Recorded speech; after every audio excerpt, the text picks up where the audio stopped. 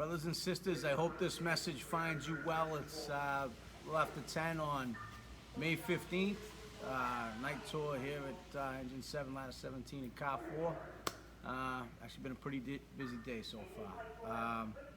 But I just wanted to reach out and tell everybody to stay focused. This pandemic, by all accounts, from those of us that are the tip of the spear of this fight against COVID-19, the fight appears not to be going anywhere. You know, some of the leading experts in the field are predicting that we won't have a vaccine for the next year or two. And matter of fact, one of the experts in that field said that this winter has the potential to be one of the darkest in modern history. And we will be at the forefront of all of that, whatever comes our way, same as we always have. I mean, our union dates back to February 1918 when the IAFF was chartered. And shortly after we were chartered, the Spanish flu, what was known as the Spanish flu, that pandemic gripped the earth. 1/3 of the Earth's population was infected with that pandemic, that influenza. And our members were on the front line. Our forefathers back 102 years ago were the tip of the spear of that fight. Just like we're the tip of the spear of the fight today. And we need to be focused. You know, these are difficult times. How we operate as unions is being challenged. You know, we have to learn to operate virtually. The executive board of the IAFF just voted to empower all of our affiliates, state, provincial, and local unions to do their business virtually, to be able to meet, to be able to process what you need to process as a union, as well as hold your elections. All very important that we keep moving forward. The economic impact of the pandemic is going to be significant. We know that. And as happens to us in every economic downturn, we end up in a real struggle for the safety of our job, our staffing, our equipment, our training. All of that goes up for grabs in the budget meetings of our municipalities, our counties, and our states. And that's where we as a union have to have a strong voice in that forum. And that's where we have to make sure that even though the norms of society that we're used to are being really redefined, that we don't lose focus. We still have to be communicating with our membership. We still have to be processing our day-to-day business to make sure that we have the capacity to meet the needs of our membership, which right now is significant. You know, we've had over 17,000 members exposed to the coronavirus. And I'm gonna tell you, that's only that we know who have reported. And I'm positive that many, many more have been exposed.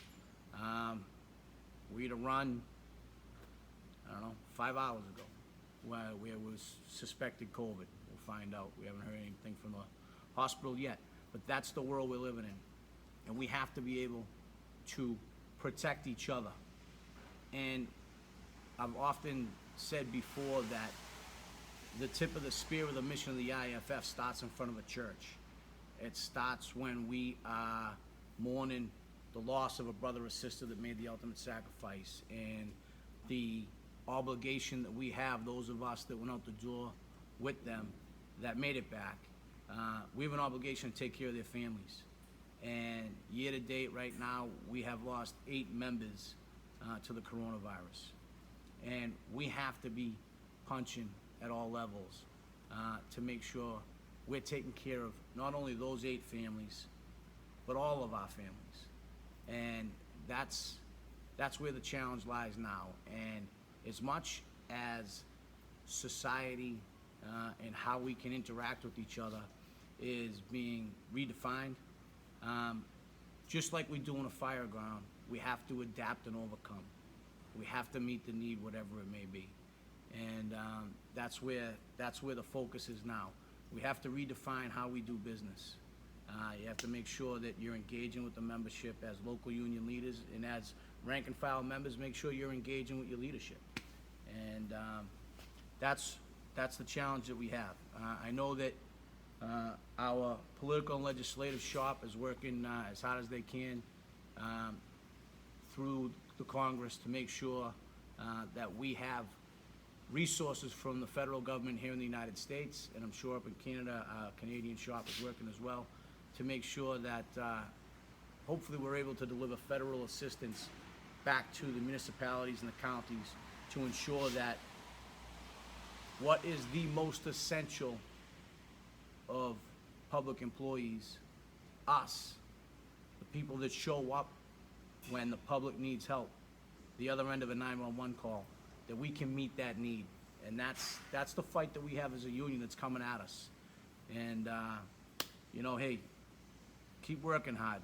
You know, this has been a challenge for all of us to deal with this type of a pandemic. And for those of us of our generation, it's the first time we've ever really had this challenge where the sacrifice that we chose to accept the risk of, we may very well be carrying it home, and that's a struggle. But in the spirit of those that came before us, you know, we'll answer the bell, and we'll keep doing it. So God bless. Be you, be strong, be firefighters. Bye-bye.